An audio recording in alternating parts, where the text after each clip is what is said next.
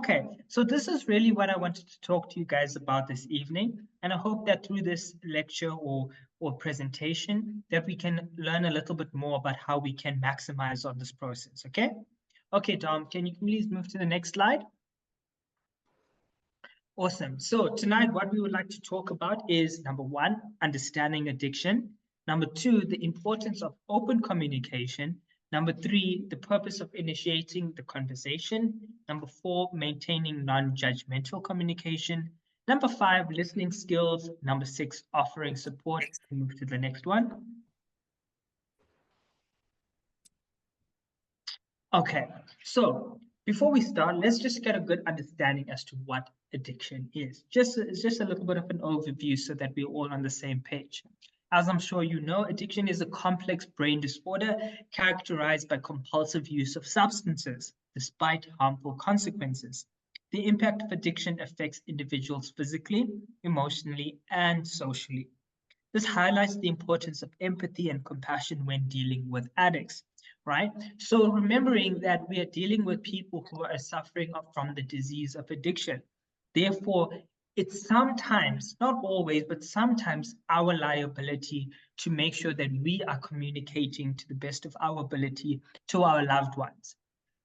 Taking the time may be the support that they just need, and through this exercise, I hope that you guys get some insight as to how do we kind of sit our loved ones down, when they are sober, of course, and have that conversation that we always wish that we could have had. Now is the time that we get to practice these skills. Okay? Awesome. Dom, we can move to the next one.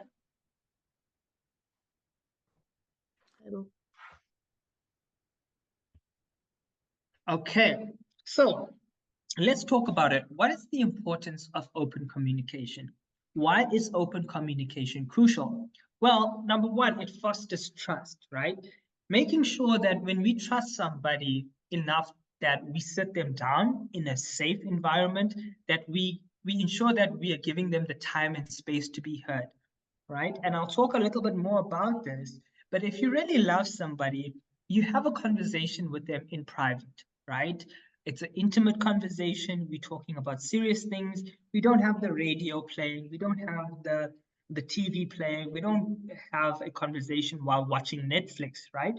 So when we're talking about communicating to somebody that we love a lot, like a loved one in addiction, we talk about fostering an environment of trust, as well as encouraging treatment-seeking behavior, as well as reducing the stigma associated with addiction. Talking to a loved one facing addiction or going through addiction is not, it's not a process that it's like rocket science. It is something that if we try and practice long enough, we can get the knack of it, right? So let's talk a little bit more about what is the role of the family and loved ones. They play a pivotal role in the recovery process through support and understanding. Maybe I can give Dom a little bit of a chance to explain a little bit as to, Dom, why do you think it's important that the family support that we deal with have, the tools that they need to communicate effectively with their loved ones?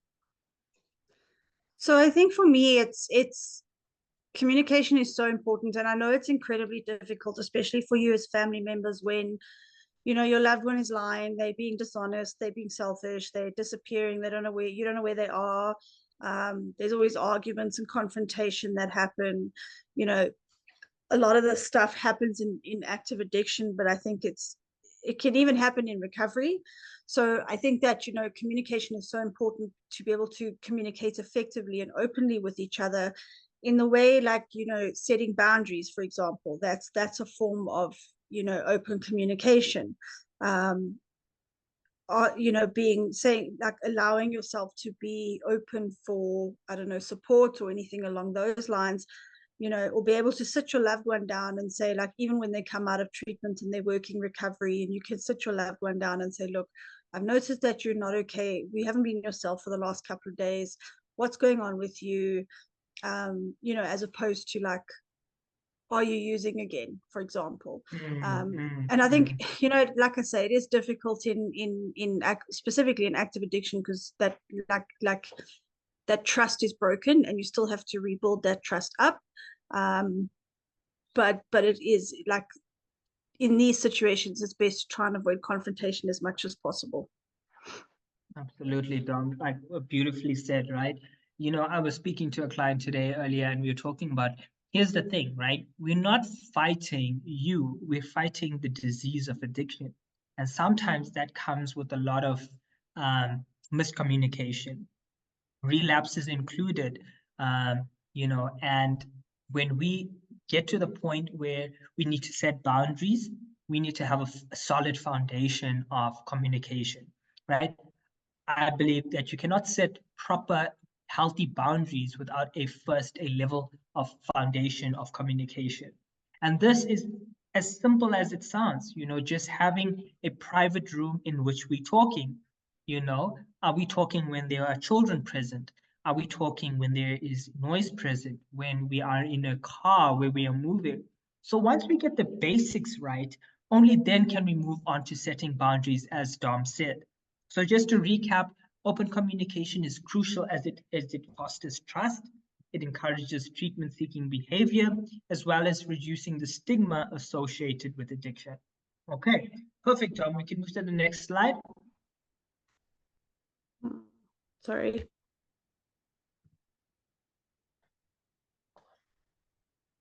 Okay, perfect. So let's go through it, right?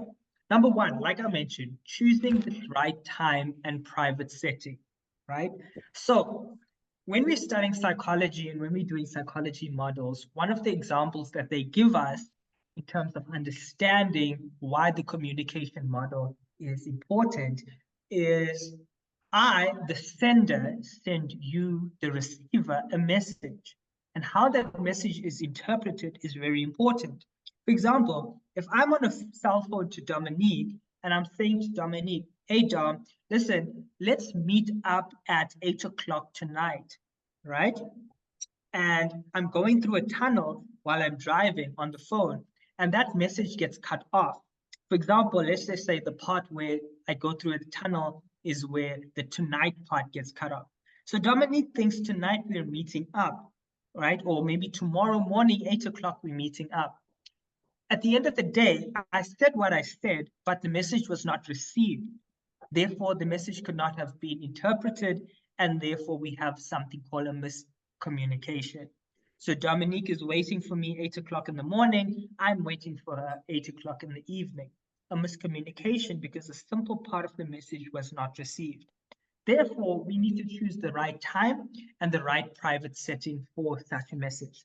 So, for example, your loved one gets home from a meeting, you can see that it's a difficult meeting, or it was a difficult meeting or a difficult outpatient setting.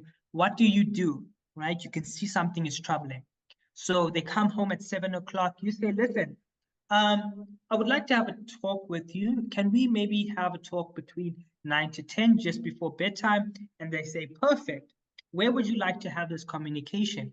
Would you like to have it outside where it's cold? Would you like to have it inside where it's a little bit noisy? Would you like to have it in the study where it's private and confidential? Private and confidential. There's a fire going on, a fireplace going on. It's a warm and conducive environment. Are there kids around? Are there people who don't need to listen to this conversation present?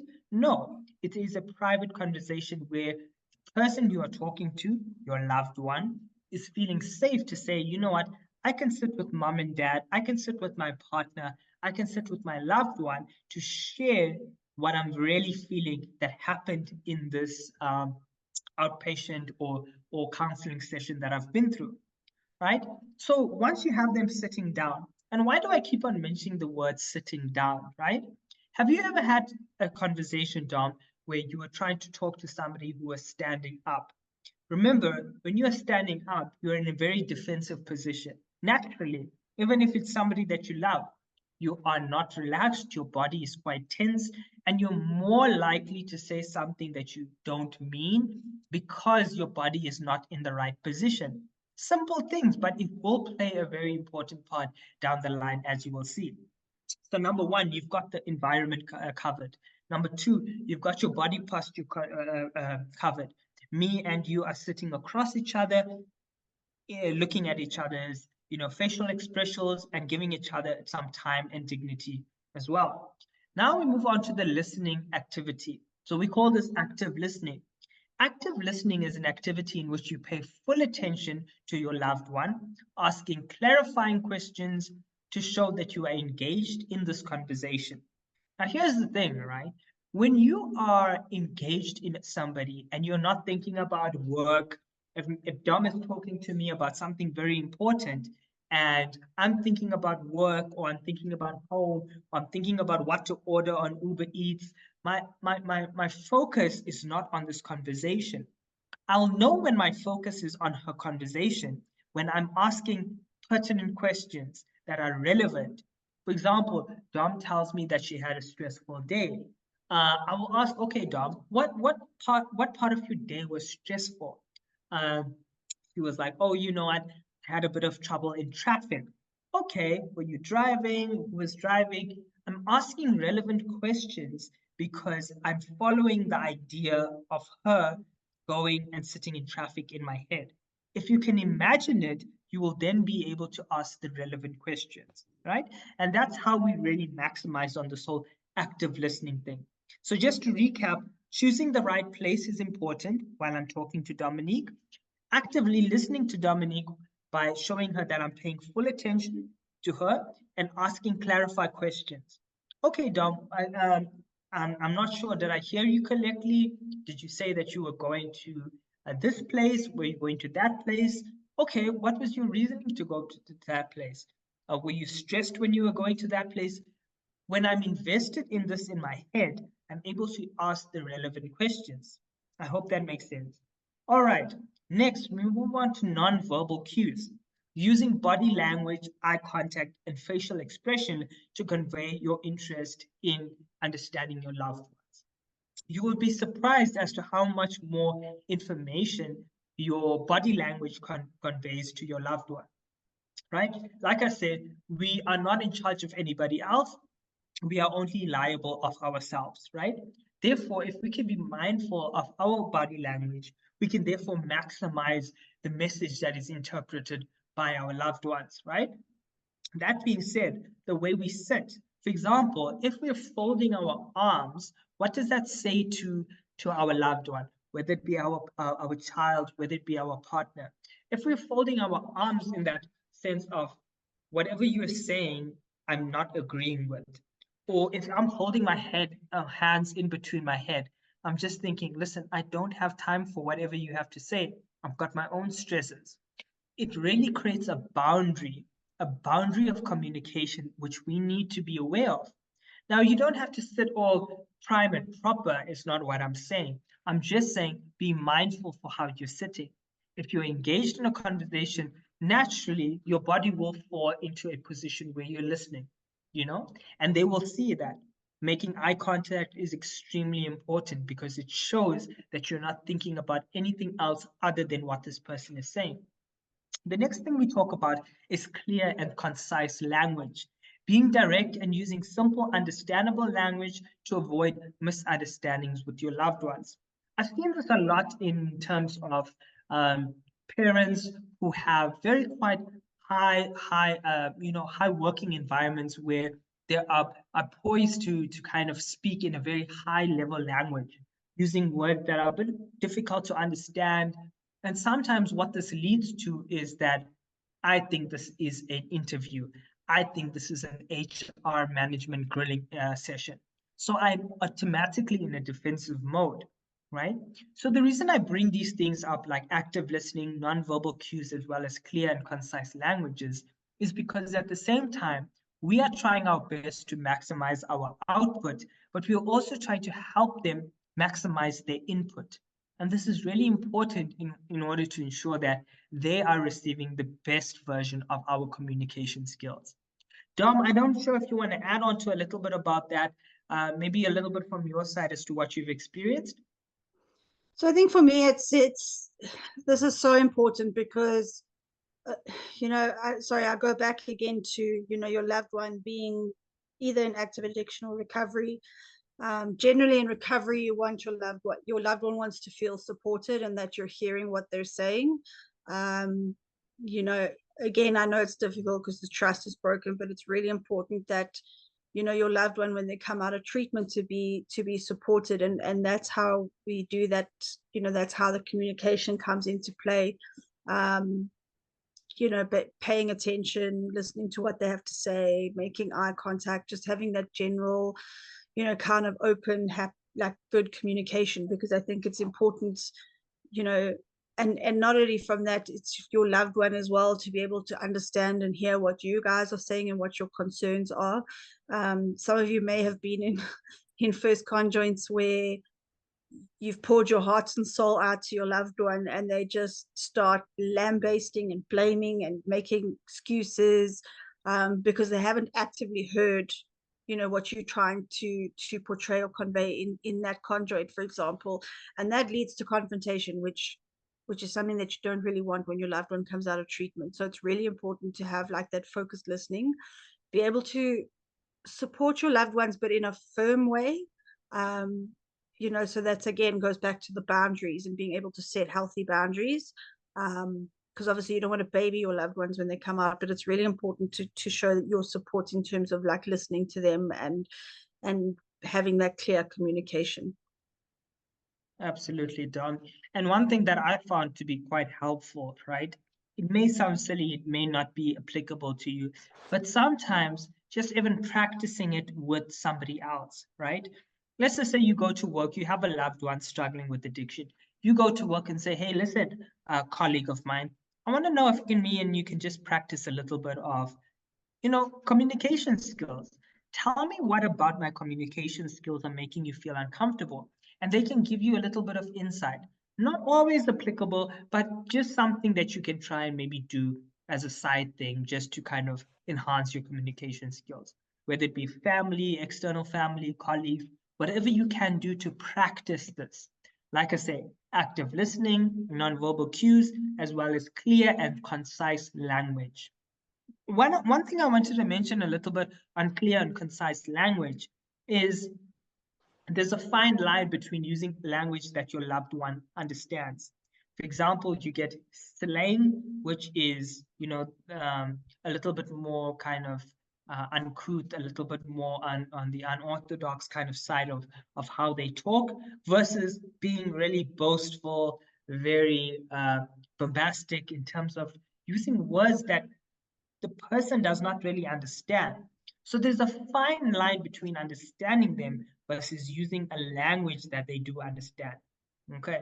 And when you kind of speak the same kind of tone or dialect that they're speaking in, they're more likely to listen to you, to kind of empathize with you. Okay, perfect, Dom. I think we can move to the next one. Yeah, just before we do, I just Sure. wanted to, just based off of what you said as well, if someone is coming at you with like an aggressive tone of voice, um, don't try and engage in that conversation. Rather just say, look, I need you to calm down before we can actually sit down and have a conversation. Because if they're coming at you full speed ahead, aggressive, angry, there's just going to be confrontation. So if you hear the tone of voice is quite demeaning, like quite aggressive, then maybe say to the person, look, I'm not prepared to have this conversation with you right now. Can you please calm down? And then we'll sit down and have a chat. Absolutely, absolutely. I like that you bring that one up, Dom, because when people tend to be aggressive and get shut down immediately, they back down. They back down. They realize that they crossed the boundary, and it may happen for a few times. It may be, I cross your boundary, you shut me down. I cross your boundary, I shut you down. All right. So then what happens is naturally people say, oh, I'm getting my way. I'm controlling my parent, I'm controlling my partner with my aggression. And then they kind of reach a point where they realize, actually, I'm actually intimidating this person. I'm actually making this person feel some kind of way. And the only person that's losing out is me. And that's when they start to kind of back down, or they start to choose their words a little bit more wisely. It's not to say that we're manipulating them. It's just to say that I'm putting my boundary down. When you are raising your voice to the point where, listen, I feel uncomfortable, you're not just trying to be heard, you're actually being aggressive. That's when you start to say, listen, I'm putting up my boundary. I feel like you're being aggressive. I want you to take some time for yourself, and maybe we can kind of regroup in an hour's time, or maybe tomorrow morning. All right, perfect. All right, so the next thing we talk a little bit about while we're having this communication about conversation about communication is empathy, right? This applies the understanding of trying to understand your loved one's perspective and show empathy towards their feeling or concern, right? For example, right, let's just say your loved one is explaining to you a very difficult situation. Let's just say they come back from university saying, Mom, Dad, I've written this exam. I really studied so hard for it, but I felt as if I didn't do too well. Empathy would be, okay, if I had to be in that situation, it's final exams, how would I feel if I didn't do too well? Well, I would be feeling like maybe I'm going to fail. Maybe I'm going to repeat the grade. Maybe I'm going to be doing X and Y and Z. So the understanding of empathy is putting yourself in their situation and asking the same questions that they would ask themselves. Oh my gosh, Keegan. Oh my gosh, Dominique. What am I going to do if I fail this exam? Am I going to be kicked out of school? Am I going to be homeless? Am I going to be X, Y, and Z? Right? So as soon as you envision what they would be going through, you tend to ask the right questions. And then you ask yourself, hey, so Dom, I know you mentioned that you're feeling quite stressed out about this exam that you wrote. Are you worried a little bit about whether or not you pass the grade? Tom would be like, yes, I am worried about this grade. And in actual fact, I'm actually worried about this and that and this. So now that they kind of understand that, hey, this person is taking the time of day to imagine what I'm going through, maybe I can push a little bit further and kind of open up to them. And that's what we talk about, having a concentrated conversation, a conversation that is full of meaningful words and meaningful sentences, right? So that's what we talk about when we talk about empathy. Number two, or the next one rather, staying calm, keeping your emotions in check, especially during emotional conversations with a loved one. Remembering that your loved one is going through addiction, they're going through a recovery, but that doesn't necessarily mean that the world has to stop for them. You are going through your own situation. You may have just been reprimanded by your boss. You may just have been going through a divorce. You may have been going through X, Y, and Z. That doesn't change the fact that you're dealing with a loved one in addiction, right? So, how do we stay calm in making sure that our emotions are in check, especially during an emotional conversation, right?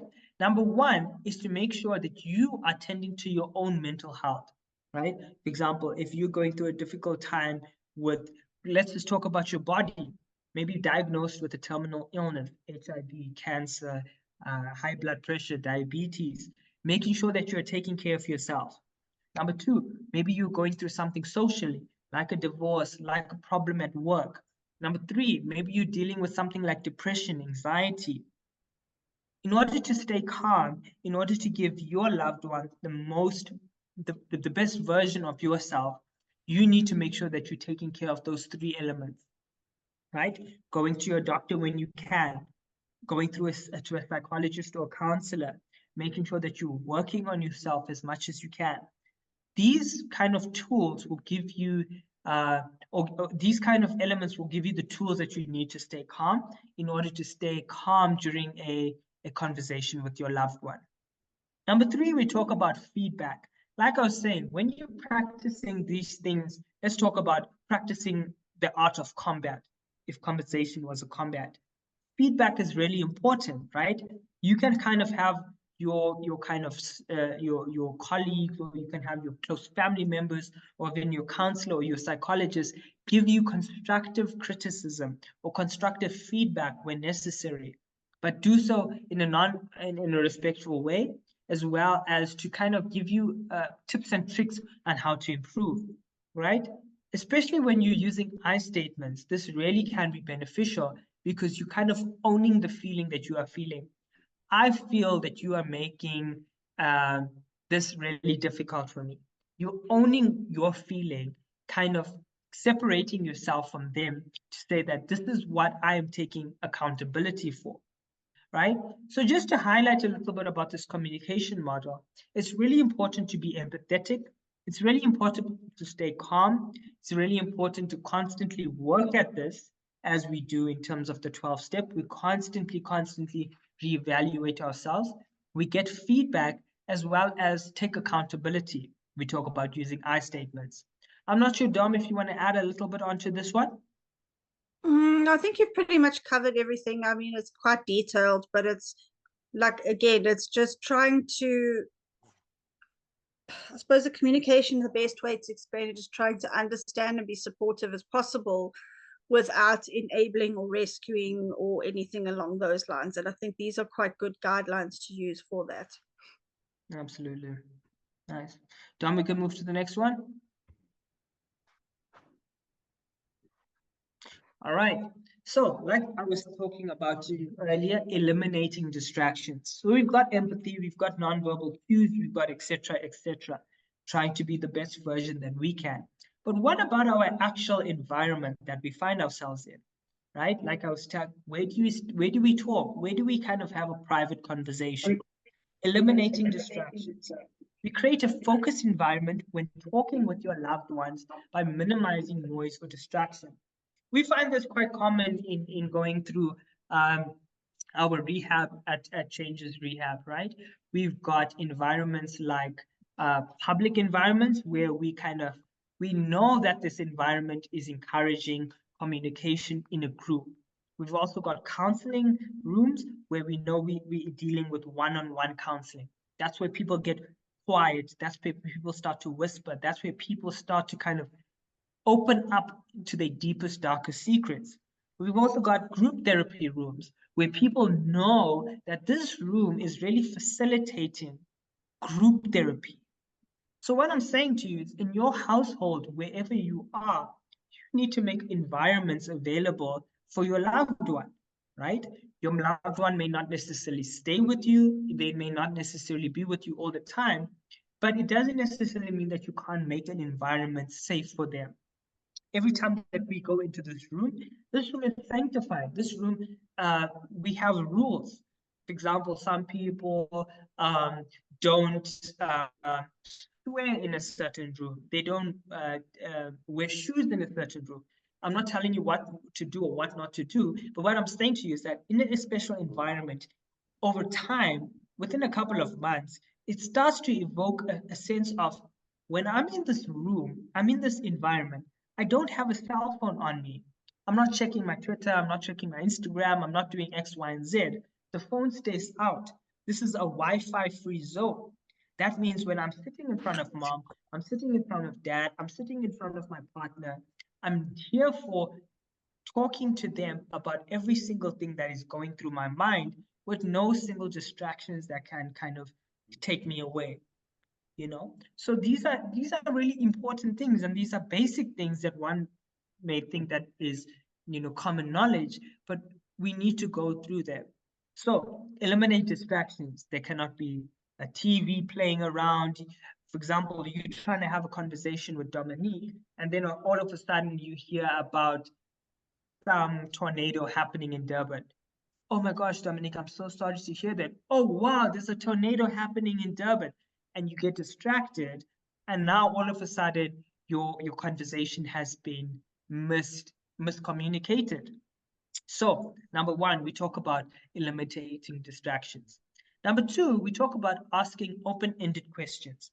Encouraging a deeper discussion with your loved one by asking questions that can't be answered with a simple yes or no. Hi, Dominique, did you have a good day? Yes, no. It doesn't give us a space for us to elaborate, right? Remembering that when we're dealing with somebody going through addiction, by default, we tend to kind of take the easiest route. It's normal, right? You have a tiring day, you finish work at 5, you have a session from 5 to 6.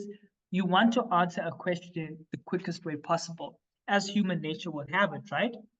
So the onus is on us as as the family members to ask questions in a very kind of, I wouldn't say crafty way, but let's just say open-ended kind of way, right? One thing that we talk about is saying like, instead of asking what or why, these kind of questions evoke a kind of aggression. It evokes a kind of feeling a sense of being interrogated. We would rather say, tell me a little bit about your day, Dominique. How was your day? What did you get up to? Oh, wow. So the way you phrase these questions really can determine the output of the answer that you get. Okay, tell me a little bit about your day at, oh, so you mentioned that you went to the zoo today.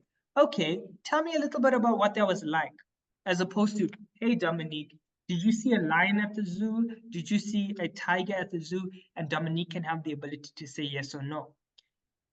Giving them the open-ended question gives us a lot more detail into the conversation and gives the possibility of asking more specific questions. Remember, like we talk about empathizing with them, they really kind of have the ability now to give you more context as to what they were experiencing. I saw a lion, it really, really made me scared because it reminded me of X, Y, and Z. Okay, I know you haven't contacted that person in a while. Have you ever thought about what's going on there? Giving you more context. So we talk about eliminating distractions. We talk about asking open-ended questions. The next we talk about paraphrasing and summarizing. Sometimes as parents or sometimes with loved ones, we tend to ramble, right? We tend to ramble on and on and on. And before we ever know it, we've already missed the point ourselves. There's nothing wrong with that, right? We're learning to kind of enhance our communication style. But one way to kind of nip it in the bud, or if I could say kind of conclude, is just to highlight some of the key points, okay? So we talk about repeat what you've heard from your loved one, just to make sure that you understand it and they kind of hear what their voice sounds like through yours, right? Oh, okay, so you may say that, so Dominique, I'm hearing that you're saying that you went to the zoo today, you saw 2 lions and 2 tigers. One of them made you feel quite scared. Am I hearing you correctly? And they were like, actually, no, Keegan, I actually saw 3 tigers and 2 lions. That's the one that made me scared. I'm like, oh, okay, now that makes sense. So to summarize, it not only helps you repeat what you've heard, but it helps you understand what you've heard. It gives an opening for somebody to make corrections to what you've heard, right? So if I'm understanding something in a certain way, it gives possibility for somebody else to kind of jump in to correct your understanding, and therefore also correct their understanding. Maybe I meant to say that, but actually now that this person says it, maybe I actually felt a different kind of way. So eliminating distractions, asking open-ended questions, paraphrasing, and as well as being patient, right? Communication is not an easy process. It may sound simple, but it's something that needs continuous work. So being patient is extremely important when you give your loved one time to express themselves fully. Remember, don't rush the conversation. Just because we set a time from 8 to 9 doesn't necessarily mean that we need to stick to that time. We may finish early, we may finish late. Doesn't matter. We're having a qualitative conversation and not a quantitative conversation. Very important to note. Dom, I don't know if you want to add anything on that one. No, I think again, it's quite detailed, but I think the most important part of this is that patience.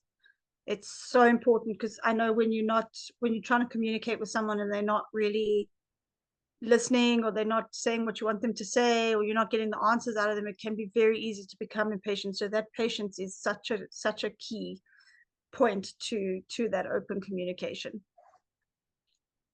Absolutely. And one thing that I can kind of elaborate is, really, I know a lot of people struggle with this, is completing other people's sentences, right? Very easy to distract your loved one and very easy to throw them off the emotion that they're feeling. Remember, if you distract your loved one, you're not being empathetic. You're actually distracting them to make the conversation go faster. And we're not achieving anything by doing that, right? If you try to speed up the conversation, you may want to look into that as to what's coming up for you in terms of, are you really here to kind of understand your loved one, or are you really trying to kind of tick box to say that I'm being compliant. I'm trying to do the best that I can. So very important, like Dom was saying, to be patient with your loved one. Okay, Dom, I think we can move to the next one.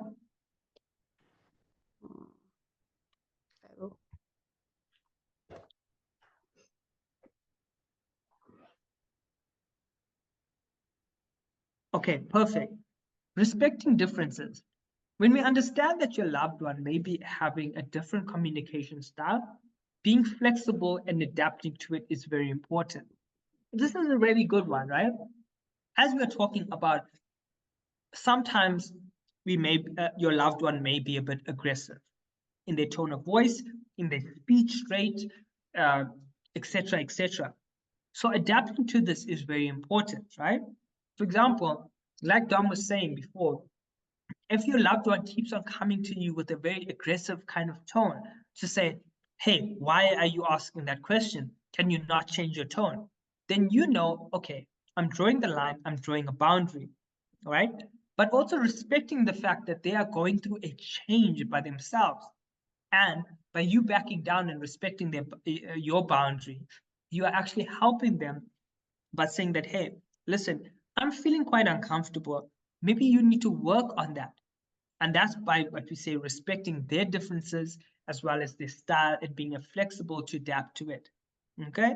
So, like I say, respecting their differences to say that maybe they're going through a rough day. Maybe they need to talk to their sponsor. Maybe they need to talk to the counselor and work through it. Giving them that time gives them the opportunity to say, you know what? I tried, my mom tried to talk to me. My dad tried to talk to me. My wife or my partner tried to talk to me, but I shut them down. Maybe I need to work through something like this with my counselor. Giving them that time and giving them that respect to kind of work on their style and becoming more flexible to conversation is giving them an opportunity to grow. That's really important, okay? Number two, we talk about using technology mindfully, right? In the digital communication, we told you in terms of your loved one, being clear and concise is in terms of your message to avoid misinterpretation, right? So the big debacle, right? Your loved one comes out of primary care. Should they go to face-to-face meetings or should they go to virtual meetings?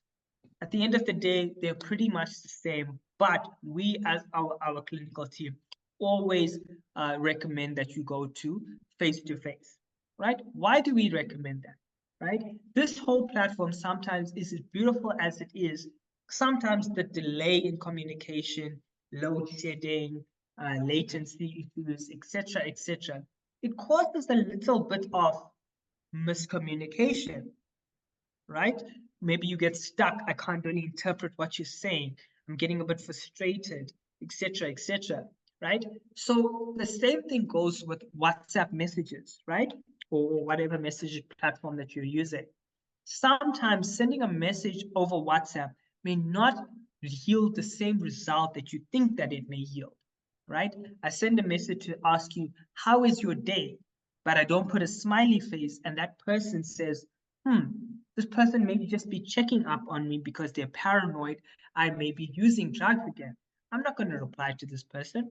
They can go, you know what I mean? So it's very easy for messages to be interpreted incorrectly, right? So this kind of point that I've put here is just to highlight the fact that technology, as great as it is, can cause room for miscommunication, and it's really important that we be mindful of it. So number one is that we respect our differences.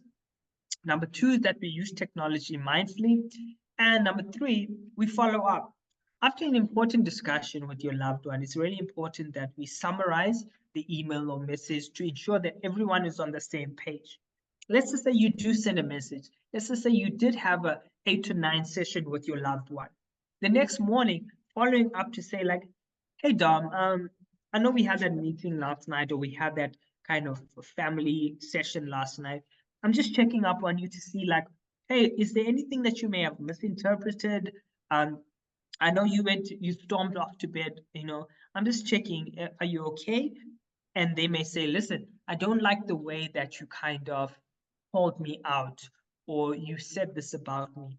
And you could say, listen, I said this because of that, or I had my reason for saying that. So clearing after the message has been received. So we talk about I, the sender, send you, the receiver, a message. But also double checking if the receiver received the same message that you sent, right? Very important. Don't just leave it as, oh, well, Dominique got that message. I hope that she interpreted. Even if she stormed off, I know that I sent the right message. Kind of double checking to see that, hey, did that message really get interpreted the way I thought it interpreted? And kind of working around then. Dom, I'm not sure if you want to add a little bit onto that one. So I think also for me, it's like, if you're trying to communicate with your loved one and you don't understand what they're trying to say, it's also, to sit back and say, look, I'm not understanding what you're asking. I don't know what you're trying to say. Can you clarify it? So it's always like a back and forth in communication. So it's not like one-sided, if that makes sense. Absolutely. All right, Dom, I think we can move to the next one. Okay, next we talk about maintaining non-judgmental communication. The need for non-judgmental attitude, judgment, and criticism can hinder the communication and create resistance. Avoid blaming and criticizing. Compassionate and understanding approach, focusing on the person's well-being. This is extremely important, right? So apart from empathy, that's understanding the person's position. You imagine the situation that person may be in, therefore you ask the right questions. But at the same time, maintaining a sense of non-judgmental and a non-judgmental attitude, right? In terms of, you don't ask the person what made them do what they did. You ask them, what did they feel when they did what they did, right? You're not trying to kind of get a problem-solving approach. You're not trying to get to say, why did you do what you did, right? That really gets a sense of aggression, or it gets them the sense of feel like, this person is trying to persecute me. You don't want to ever kind of evoke any of those feelings, right? Like I said, communication is a rhythm. It is a kind of habit that we need to keep on practicing. So in order to practice that, you need to kind of evaluate the questions that come out of your mouth, right? If Dominique says, listen, I got into a fender bender at work, right? And I ask her, well, Dom, what were you doing at the time? That gives a sense of, well, I must have been doing something wrong. As opposed to saying, oh my gosh, Dom, I'm so sorry that you got into a fender bender while in traffic. How did you feel when you got into that? That now gives Dom a sense of, okay, this person doesn't really want to know the nitty gritties. They just really want to know what I felt. And that really gives them a sense of, I'm not being judged, whether it was my fault, whether it wasn't. They don't really care. They just want to know how I feel. And that really gives a platform to say, okay, I can trust this person. Because even if I told them it was my fault, they wouldn't care. They would just move on to the next thing to say, like, well, it was your fault, so who cares? But anyways, what did you feel like when you bumped that person? Or what did you feel when that person bumped into you? That's all they're caring about, because they're giving you a sense of non-judgmentality. Okay. All right. Awesome, Dom. I think we can move to the next one.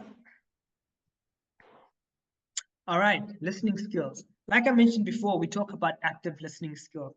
And listening skills is the art of listening to understand, not to respond, right?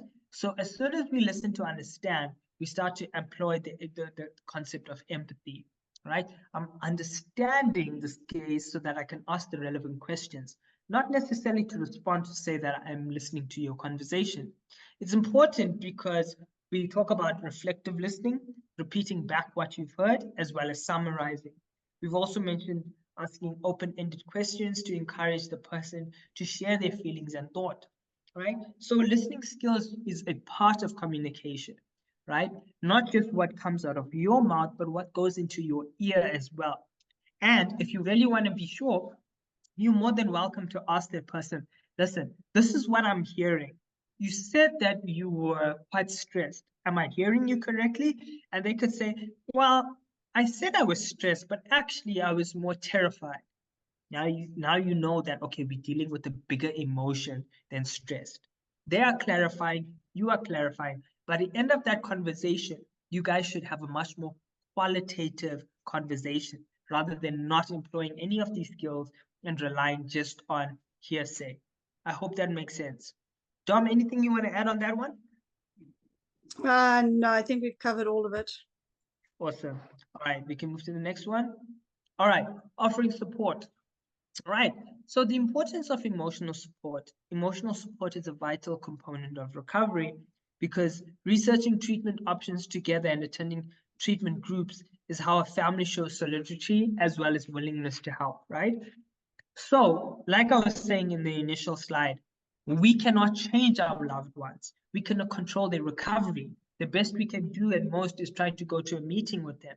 But what we can do is be the best version of ourselves in terms of communication, right? We work on our communication skills to the point where, you know, they actually start to say, okay, this person is actually working on their communication skills. Maybe I need to do the same, right? So like I said, it gives us a sense of, okay, we are all working on my progress together. But dad and mom are working on their communication skills and their marriage is getting better. Maybe I need to come to the table and actually start to make some time and effort to communicate with them, right? They look like they set aside from 7 to 8 for their communication, and I fall into the slot from 8 to 10, 8 to 9, right? Now that gives you a sense of, well, if everyone is communicating effectively and I'm not, maybe I need to kind of jump onto this bandwagon and get onto the program. So like I said, offering support is a way of getting into helping them in a version that they can never help themselves. Okay. All right, Dom, anything on that one you want to add? No, I think we covered that, and then that's the last slide, I guess. All right, perfect. So, to conclude, the importance of communication, empathy, and seeking help for addiction is important because communication and empathy help in maintaining these principles as an ongoing process. Importance for seeking help: addiction is a treatable condition, and seeking professional help is crucial in the step of recovery. I want to add here, guys, apart from communicating to others, especially a loved one, is more important to communicate to yourself, right? If you, and Dom will back me up on this one, when we do our kind of introduction in group therapy, we say, hi, my name is Keegan, I'm an addict, and just for today, etc., etc., I am feeling vulnerable, I'm feeling content, I'm feeling happy, right? That is an effort of communicating to yourself, right? You're telling yourself, this is what I'm feeling in this moment of time, regardless of what anybody else is saying or doing, right? And your loved one is trained in this. But I would also like for you guys to also be trained in this, to say, what am I feeling in this exact moment of time? Am I feeling hungry? Am I feeling sleepy? Am I feeling emotional? Am I feeling agitated? Knowing how to communicate to yourself helps you to communicate better with your loved one. For example, Keegan, I'm feeling really irritable today. Should I have a conversation with my loved one, Dominique, who may also be irritable? No, that's not a good idea. Maybe I should kind of work on myself a little bit and then kind of come back to this to say, you know what, I'm feeling content.